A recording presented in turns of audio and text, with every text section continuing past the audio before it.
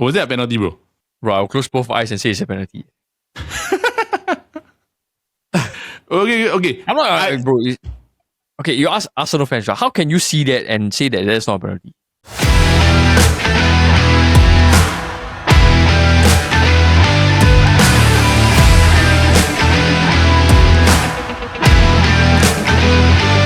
Hello everybody and welcome to another episode of the Football Kaki. I am your host Aleksander and I'm joined by my fellow Kaki bro and Man United fan who is also very, very annoyed at Man United's poor performance at Aston Villa last night, right? Mr. Paul E. Yes, sir. Bro. I'm annoyed lah, but then I think it's the holidays period, so that I'm trying not to let it affect you too much. Yeah, that's true. That's true. But speaking of the holidays, right? Like as you can see, right? For people that don't notice, right? You see Paul today, he's not holding his microphone on his hand. It's on a stand in front of him, right? It's because he has a new microphone.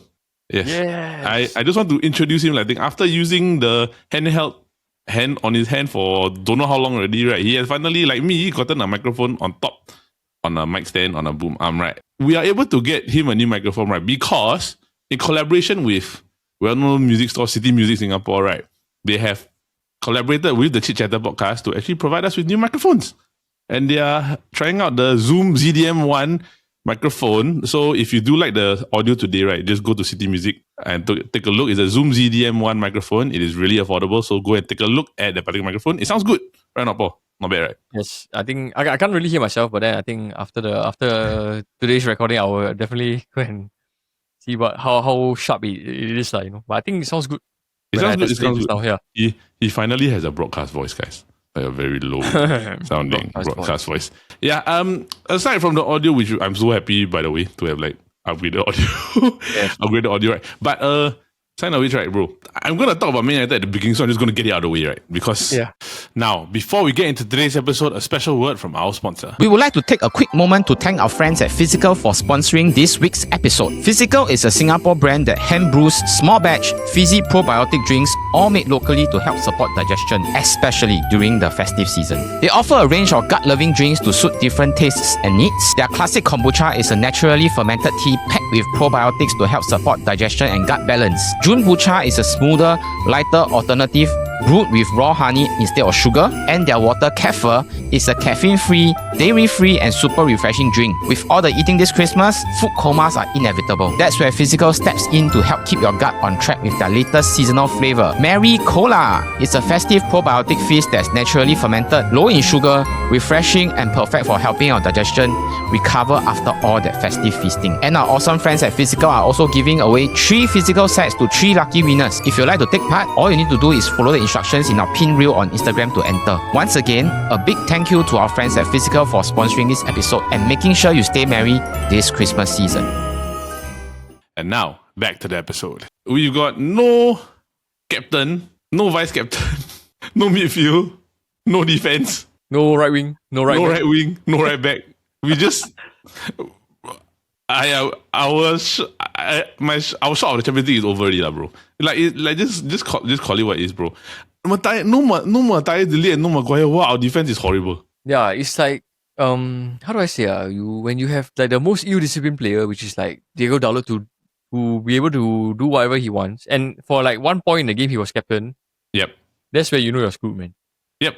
Essentially, and the worst part is that of all our midfield options, right, a centre back was our best midfielder. Oh, bro, I think that was a bit of a highlight of the game, eh. Like Lisandro can play CDM. And he was like, the moment he got subbed in, right?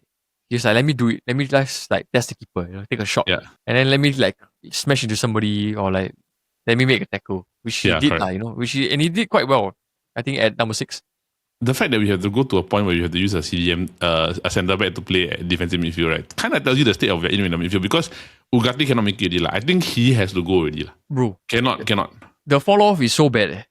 It's like, I think worse than Casemiro's fall off, I think that Casemiro one was because of a fitness issue. It's not sharp. This one, right, is the because he was injured for a while, then he came back, right? Yeah. This one is a fitness, a team that is technically, according to many, is like at their peak fitness, right? But he's kite like one long pass. Like the meme that's walking around is that stupid long pass he did from like this, like the middle of the field. Then he just kite all the way to the goal line. Yeah, what was the thought process in that, right? His target went off like by at least 20 degrees. I don't know. We have resorted to like playing Darren Fletcher's son, right? Yes, Jack Fletcher.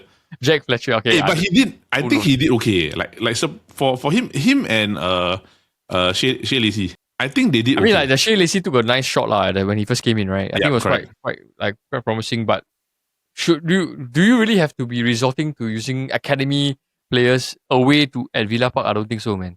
I mean, with the current state of the squad we have right, I'm not really surprised because Maswari and Mbeumo and Ahmad are AFCON. Yeah, Mainoo injured. But I think he's gonna have problems. Right? But suspended, right? Yeah, correct. But I'm gonna ask you this, right? Like just before we go into our rest of the episode, right?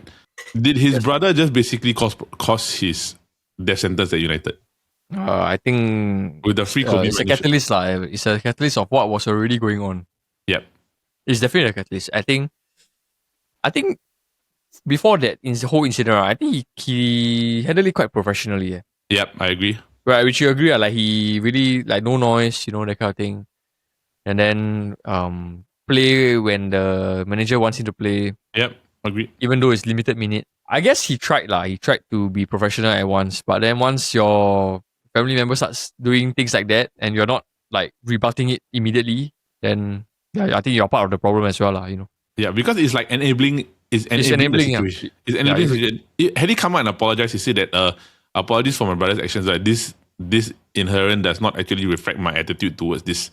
Right? I think it would have been fine, but he didn't apologize. He didn't even say anything to the media. You can get like his frustration, It's like similar to like maybe Ronaldo, when he was benched. Yep. It's just that this is not Ronaldo, Okay, this is like a young 20-year-old player who previously played so much for United. Yep, correct. Yeah, so I think the sudden drop off he's definitely not used to it and definitely frustrated. Yeah, agreed.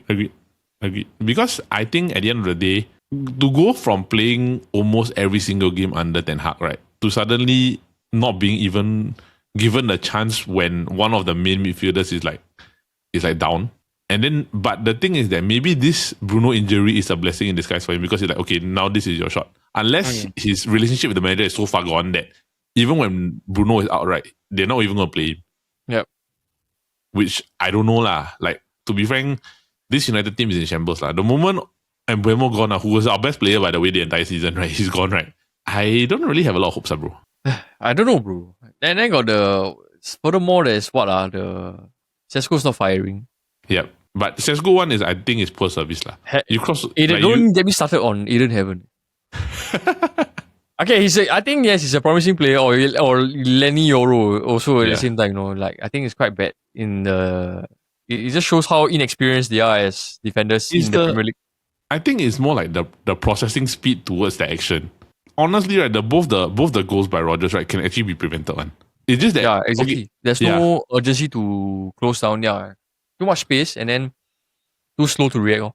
Yep, I agree. Because to be frank, I'm not taking anything away from him. Right? Both goals were very good goals. Like, honestly. The first goal, you have to give it to him, right? Yeah, the first goal is really a very good goal, right? The second goal, it's a combination of everything, Lazy defending.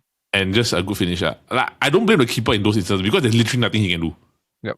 Yeah, so... It's not like he catch it and spewed it, right? Yeah. Correct. It's like, it's full stretch, he cannot save it one. It's just two very good strikes by Rodgers, right? But at the end of the day, right, it's just poor defending that led to it. So to me, my frustration was, again, down to the same conclusion. What is the mental problem that is actually there? And I think it's a midfield issue now. Because we can't, the moment I think Roy Keane and one of them said it is like, the moment United are without the ball, right, we're one of the worst teams in the entire league. Yeah. Yeah, it is. It's true, bro. It's like when the moment you catch Man Utd in a transition, right, you can sense like, oh no, I don't want to defend, I don't want to do this, that kind of thing. Correct. I want to play with the ball. I want to shine, in the spotlight. But when it comes to the hard work, run back, sync up in defense, nobody's doing it, bro. Yeah, I agree. I don't know how to say. It's so frustrating to watch, so annoying to watch, bro. I think like maybe 5 games ago, right, when we were winning against Bournemouth, right? Yeah. Not Bournemouth. We were winning against Palace. We were winning against Spurs. We were like second for a moment. Yep. Then we considered. Then it just went downhill. Then we considered goals, right? And then we had to like score last minute to get back in the game. It's like all the instances that we have our own wrongdoing here. Like you imagine that we played 16, 17 games, right? We only got 1 clean sheet. Yeah, crazy, man. And we are like, and we are almost the same amount of goals as Arsenal. Yeah, but we consider, I think, one of the most also in top 10. Yeah, lah, precisely. So if like we show up this defense, right, actually we are fine. Because our scoring output is there, but just the defending is just like, oh. Yeah, and furthermore, I think when Bruno was injured yesterday, right, there was no captain. Yeah. It's like pained me to say that Bruno was like the most senior, you know, and I despise him as a captain. Yep, agree. Like of all players, I think he shouldn't be captain now. But when he went off, right, you could see the whole team the Man United went back to the habits of old, you know. Yeah, I agree. And you can see in every game, right, they always do this. Yep. Like once they get too comfortable, or once they, you know, like when the game is in flow, in motion, right, they're just gonna do whatever they want. Correct. Which infuriates me, right? Because we are the third highest scoring team in the entire Premier League, right? But we have conceded 28 goals. Yeah, so it's not about, yes, scoring is one of the issues, but if you're leaking as many, then I think there's no point, right? Yeah, there's no point. There's it's no just mad, lah, bro. And then now we are so far off the top 4. I think, yeah. See, even if Liverpool that we have laughed at so much the past few weeks, right? They overtook us already. Yeah. Yeah, precisely. It's like this team are just scared to achieve what they should be achieving. Yeah, it's like they don't want the pressure of winning. Yeah. But they are also in the same time also like, oh, you know, I don't really want to. It's like perform at the best. That kind of thing. I'm okay with mediocrity. Yeah. Like if I lose this game, it's fine. Yeah, which to me is an inbuilt thing where a lot of players need to be gotten rid of already.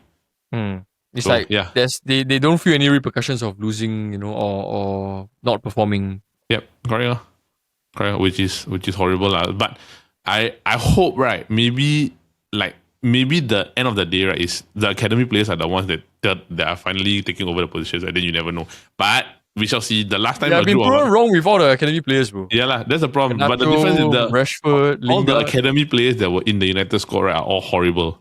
I said maybe the only one that you can say was okay was probably maybe McTom. And McTom wasn't great also. Yeah. And he's like Serie A player of the season now, so. Yep. We shall see. But hey, moving on from Man United, that's the last we'll probably mention about Man United for the rest of this episode. So, moving on, we are here to talk about football and football in itself. So, today, we're going to talk about the title race. Essentially, right, Arsenal and City have both won their games. Arsenal, right, scraped past Everton barely, but there are some controversial things, right, where maybe in the end of the day, right, Arsenal may not or should not have been top of the table because there was one penalty shot that had a lot of question marks. And it ended up sparking a debate, right? But take no away from them, right? Arsenal looked shaky. Everton did play kind of well defensively, but you know that probably it wasn't going to be a win. City ended up beating West Ham 3-0. Quite an easy victory. 41 goals this season already, halfway through the season. And Haaland scored 2. Haaland is a monster, bro. Haaland scored 2, Foden got an assist. Or Foden almost got an assist. But we shall see that. They're going to play Nottingham Forest on Boxing Day. Or 2 days after Christmas. So we shall see that. Yep. And then we've got What's Going On, which we're going to talk about, something that happened, and I'm also going to bring it up right. And our match of the week, which is Chelsea and Aston Villa, where they fight to get closer to the top of the table, closing the gap. Bro, just want to put a disclaimer, right? Aston Villa won 10 in a row. Yep, in all competitions, it's mad. Yeah, so they say that Man U they have reached so far in the trolling, right? They say that the Man U guy could have cut his hair twice. Yep. Do you see? Wait. But side note, do you see Onana? The F1? No, I didn't see, bro. No, Aston Villa. Oh, Amadou Onana. Yeah, he opened the jacket. He opened the jacket in the pocket. Then he's like Xerxes and Dalo walking past. He put the 3 points in the pocket, right? Yeah. The 3 points in the pocket. What a troll. Yeah, but let's just go into it, right? Let's begin with what's going on. We're going to talk about match of the week later between Aston Villa and Chelsea. But bro, what is our what's going on for this week? Okay, come bro. I think the what's going on, it's Isak, right? Yeah. He scored He finally scored an EPL goal, bro. But in the manner in which he scored, this fella was like me when I was younger, score then straight away get injured, right? Yeah, so many of the viewers, I scored a goal, then I instantly cramped up before I even put my leg down. Yep, I was there. I think it's quite funny, but I think in this scenario where Isak, he scored a goal with his left leg, right? Yep. And then Van der Ven's trailing leg took his ankle out, which resulted in him getting injured. I think this injury is quite serious. I would say he's a bit unlucky lah. Right. He was just like, in a way, start to find his form, he scored a very nice goal. Yeah, and then I think this injury is quite long. I think it's going to be definitely a few months, because from what I understand, right, it could be portions of his leg is either fractured or broken. Oh wow. Yeah, but he's able. The thing is that maybe the hint of positivity that you can notice, right, is because he was able to walk off the field, which is a good thing, right? But the reason why I think maybe I brought this up is what's going on. Okay, so for people to know, right, what's going on, usually me and Paul always discuss it, right? The reason why I want to do this is because how do you know whether or not, right, like, should there be a cut or a sending off involved even though a goal has been scored? Because honestly, right, that tackle was I understand Van der Ven's reasoning for doing it was because he's trying to slide in front of the ball.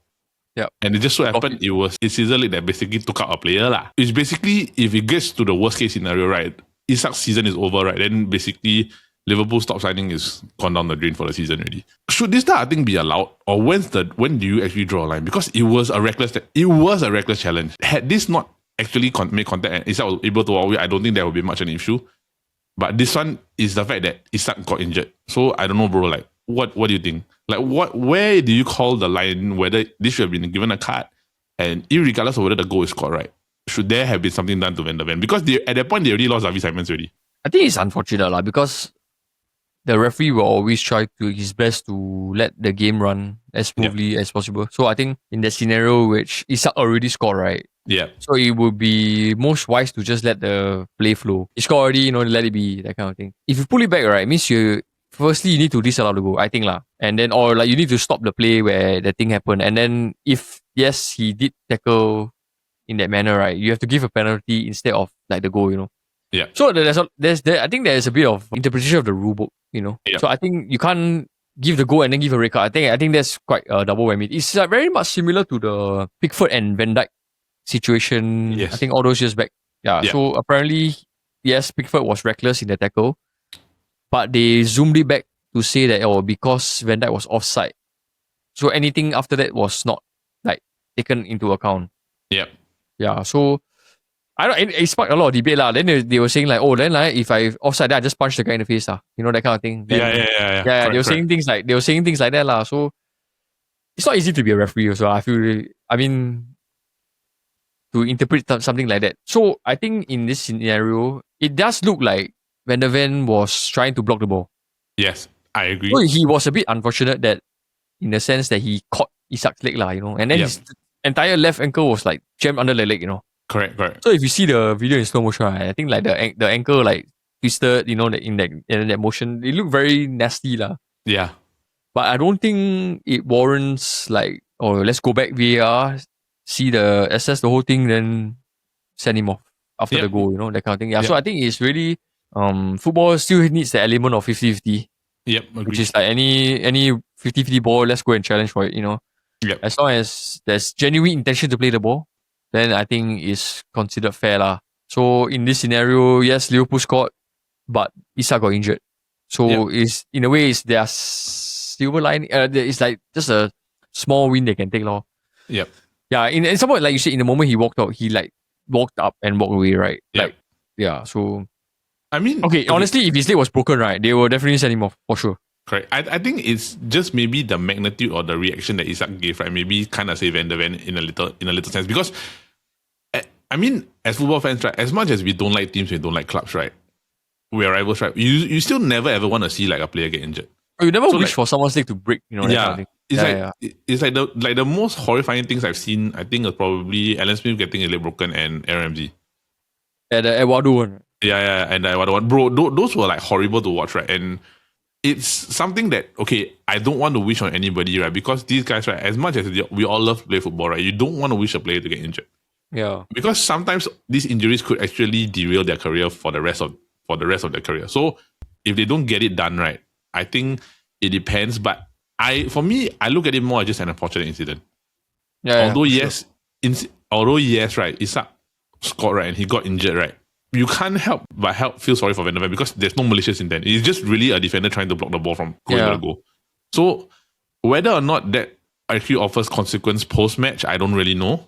Even though there's uproar, right, I think it's very difficult to overturn a goal in that scenario lah. Like, just to give a red card, right? Yeah. Just to give a red card, because it's either you give the goal and you give the red card at the same time, right? Which will be a bit absurd.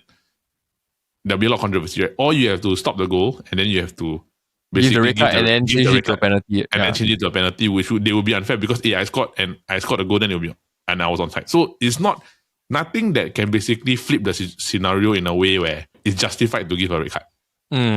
Agree, bro. But also give Liverpool like the advantage lah. So it would have been challenging because the moment it's a penalty, right? It's still 50-50. Keeper gets to save. Unfortunately, Isak is injured. So we don't really know how long, but we hope for the best for him because nobody likes to see any player get injured, especially a leg injury. Yeah. Moving on, let's talk about the league leaders, Arsenal. They win 1-0 at Everton. There was also another controversy. Okay, so just to sum it up, right? Like Arsenal hit the post twice. Gyökeres scored a penalty, right? Saliba and Barry. Saliba kicked the ball. The leg. Barry went up for the ball, right? Saliba followed through, hit Barry's leg. Barry fell down, no penalty. Was that a penalty, bro? Bro, I'll close both eyes and say it's a penalty. Okay. I'm not, bro. Okay, you ask Arsenal fans, how can you see that and say that that's not a penalty? Arsenal got away with it, right? And a penalty ended up not being given, right? Even though it was very clear upon further review from everybody else in the all the fans, right? Saliba's follow through kick Barry's leg. Oh, they are moving the goalposts like they always do, that kind of thing. I don't know, bro. Like only when it benefits them, then sure, yeah. I don't know, bro. Like if this is not a penalty, right? Then I don't know what is, right? Because honestly, Then like that, let's bounce the ball in the box, right? Yeah. Then whoever kick it, I just kick guy's leg. It's my follow through leg. Yep, exactly. That's what people are saying. It's like the argument I think a lot of people are saying online is that so the fact that I'm playing the ball, right, is the reason why it's not a penalty. Like to me, it's like he didn't touch if he didn't touch the ball and there's contact made right inside the box, right, there should always be a penalty. Right? Yeah, I start from behind. I start from behind. Just say I'm playing for the ball. Right? Correct. And if an example is like if the goalkeeper does that when the foot goes up, right, and he makes contact with the opposing player, it's a penalty. What? Okay, yeah, but side note, right? Remember last week we said that Arsenal didn't score. They had 2 own goals, right? This game, right, they won via penalty. I mean, even though they should have won comfortably. It's still a legitimate way to score a goal, penalty, that kind of thing. It's just that why is it the rules ban so much for one team in the same game? I don't know, bro. It's just as long as it fits their narrative, sure. Arsenal has to lead, has to lead during Christmas, bro. That's the narrative. Yeah, but then again, right, you can lead at Christmas and you still lose the title. So yeah, they just cannot, bro. They cannot let Arsenal drop too far back. That kind of thing. Because, bro, if they drop, right, you cannot. Bro, it's a bottle, yeah. How many? You cannot say that they are not bottlers already, bro. It's like too obvious. I mean, the fact that there is a 3-way fight for the top round, I think it's quite insane, considering the start they had, Yep, correct. By right, this actually, honestly, by right, it shouldn't even be this close. I agree, man. But overall, right, Everton, any thoughts on Everton's performance? The early penalty hampered their form in the game, for sure. Yeah. Because I think they played well throughout after that. Yep. If they could easily score that one goal, right, and then the start of the game has changed. Will change for sure, bro. Correct. Because Everton is going to defend well no matter what. That's a fact. It's just that when you looked at Arsenal, right, you didn't feel comfortable knowing that, okay, they probably were going to score. It didn't look like it was going to be like, oh, they're going to easily get away with this. Because, I mean, they were in a lot of very good attacking positions, right? Like Saka, like Timber squared to Saka shot it straight at the defender is one. Yep. Trossard hit the post. Zuman hit the post. So, ends up, it's like they are not taking their chances is one. They're also not really like having huge impacts on the game where you'll be like, if you compare it to, let's say, Man City, West Ham, right? Like, the moment City took the ball forward, like, you're like, oh, another goal is coming. That drastic difference, right? Arsenal is more like, okay, I didn't want to score. Like, they don't look as threatening as people think they are. Yeah, definitely not how they started the season, Yep. The first 10 games, I think that was really like good form. Yep. They were like conceding like so little goals, And then they were like, okay, they're still grinding results and everything. But I don't know, bro. It's just the past 1-2 months, the trajectory has been dropping, Yep. Yes, we still are Everton. Agreed. Okay, so I think let's just see where this goes, right? Because Arsenal are currently at the top, still top of the table. They're not really going to. They're not running away. they're not running away with it, right? Their next game, if I'm not mistaken, is going to be against Brighton this Saturday. Right? So we shall see. Brighton's not going to be easy. Then they're going to play Aston Villa on New Year's Eve. Moving on, let's talk about Man City and West Ham, right? 3-0 at the Etihad. Haaland scored 2. Bro, this is the City I hate. Yeah, how is it even fair, right? Yeah, it's like the walao. It's like, okay, for one, this is what I look. Haaland makes it look so easy. Turkey's insane. Like, bro, the ball control that boy had, that fella has, right, and the ability to create chances out of nowhere and press, right, is quite mad to me. Like, it's quite insane to be frank. Like, it's quite scary. It's just simple, It's like, okay, square, Haaland, goal. Press, win the ball, goal. Like, it's those type of simple things where cross, like, then he header in goal. Cross, header, goal. Like it's like okay lah. Like, you playing a video game, I just play on amateur mode. I just get the ball to my striker's gonna score a goal. That's real life. Essentially that is it, right? So this is the City I don't like, because it's like 3-0 without even breaking a sweat, bro. I mean, when Haaland has like 19 goals already in the league, yep, I think it's beyond like insane, yeah. And the next person is like Thiago, 11 goals. Bro, he's got more goals than the matches. amount of the matches that they've played. Yeah, he's like 19 goals, 4 assists, that kind of thing. It's crazy, He could finish, like, if he keeps this up, right, he could finish with a goal ratio of 1 goal a game.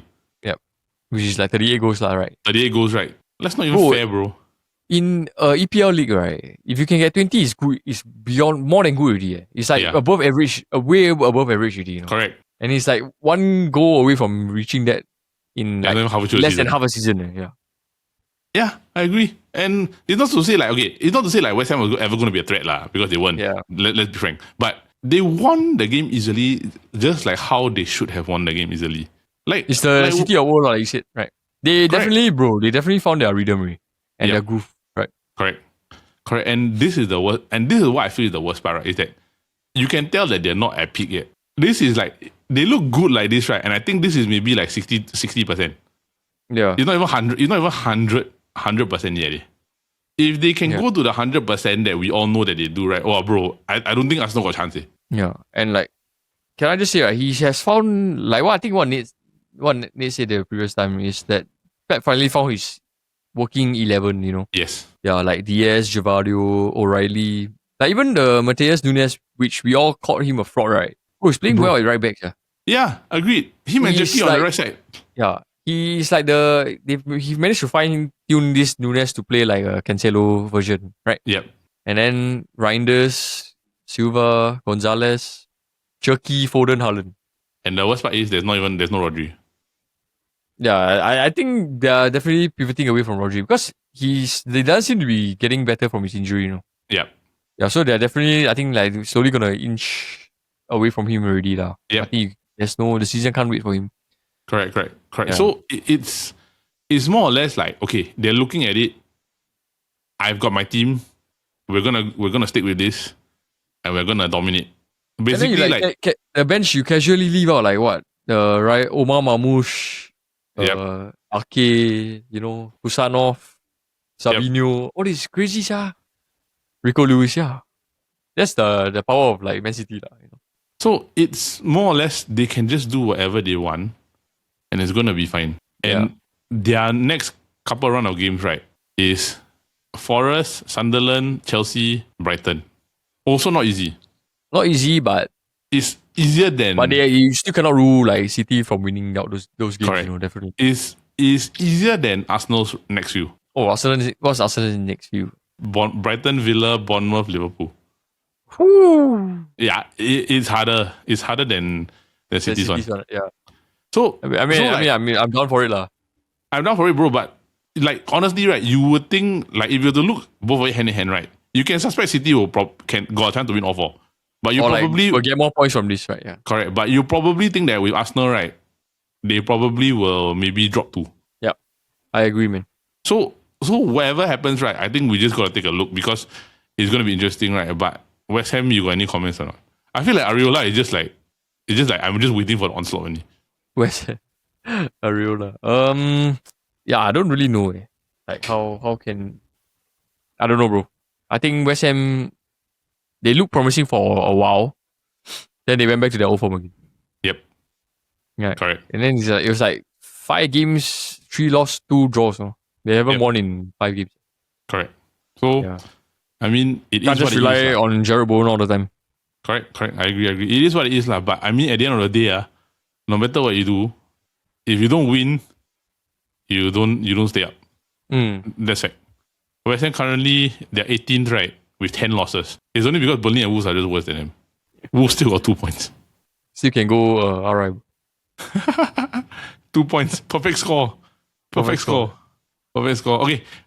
Yeah, bro. I don't really have much to say about City, right? Because it's just City being City. Yeah. It's terrifying. I don't like it. But it is what it is. Right? So, next up, let's move on to our match of the week, which is going to be Chelsea versus Aston Villa, right? Yes.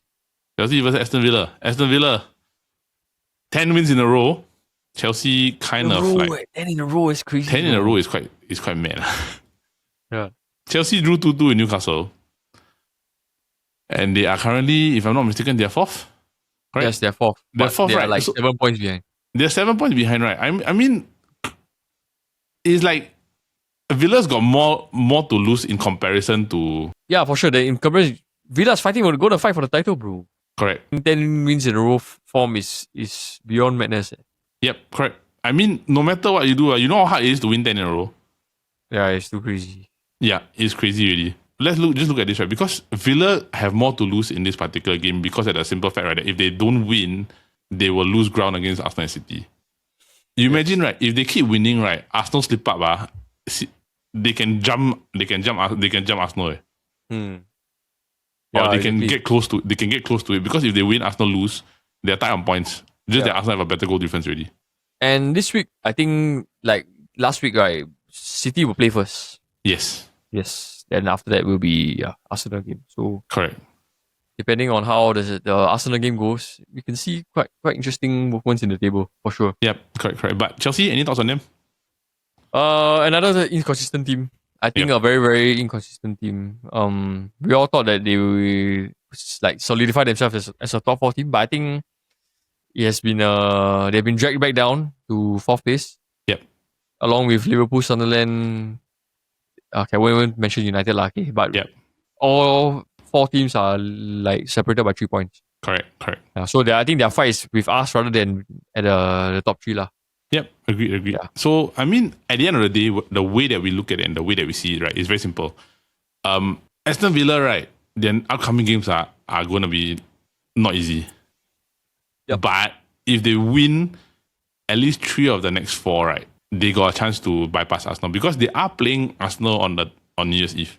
Yes. And it'll be a good game. Yeah, it'll be a good game, right? But it's 4 a.m. also. It's 4 a.m. I don't think I'll be working up to watch that, sure. No, but the thing is, if they beat Chelsea and let's say Arsenal win, they beat Arsenal the day they go past Arsenal already. Yep. So all they need to do is get the next 2 wins, then they are ahead of Arsenal already. Yeah. So it could just be literally anything that could happen in this particular moment in time because you also don't know also, right? But I'm just going to keep it simple. Aston Villa is a very good team. The fact that you can win 10 games in a row in all competitions, right? Chelsea, I agree, they're inconsistent, but if they lose this game to Villa, right, it's like they're just fighting for 4th. Let's just call it. They're just taking the 4th place, yeah, correct. They're just taking the final Champions League spot. So, bro, any predictions? Let's go with Villa, man. 11 in a row. 11 in a row. Score? 2-1. 2-1? Okay. 2-1 is a safe bet, yeah. I'm gonna go with Aston Villa 2, Chelsea 0. Yeah, I think that is probably gonna be a good one, but I'm looking more towards the 31st of December if Aston Villa win Chelsea. Yes. So let's just call it that. So just for everybody's side note, right? Aston Villa's next 4 is Chelsea, Arsenal, Forest, Palace. Also not easy for. Then the next PL game is Everton. Yep. So we shall see. So with that, bro, you got anything else to add before you close off? Everybody, please have a holly jolly Christmas. Yes. So rest and I enjoy. I just want to say this, right? Like let's just get everything out. Merry Christmas, everybody. Yeah. So Merry Christmas, everybody. If we didn't open here the thing, we apologize. Yep. So to everybody, have a Merry Christmas. This episode is out on Christmas Eve. So to everybody watching, have a great and Merry Christmas. So that is it for this week's episode of the Football Kaki. All right, so that is it for this week's episode of the Football Kaki, brought to you by the Chit Chatter Podcast Network. Now, for those of you who are tuning in, we just want to say thank you and hope to continue to watch our other shows, which are the Kobbie Bros every Monday, where we have some fun interviews lined up for you. And if you do like news in a different light, we do have the Loud Tales podcast every Friday, where we come together and talk about some fun news. But just stay tuned. We do have a very special show coming up. If you haven't remembered, there was a show before the Loud Tales, so keep a lookout for that. I'm not going to reveal too much about it. If you are a long-time follower, you will definitely know. Yes, you will know. We are a long-time follower, you will definitely know. So keep a lookout for that. It's coming out soon. So with that, bro, you got anything else to add before we head off? Yeah, bro. I just want to go on my leave. All right, are you taking leave soon? Anything? No, I'm not. Oh, okay. Yeah, then just enjoy Christmas Day. Yeah, so peak period. But anyways, have a Merry Christmas to everybody. Have a great week ahead. See you soon. For all Man Utd fans, we are in jeopardy. So, yeah, but remember, United till I die. So, with that, have a great week ahead. See you soon. Bye-bye.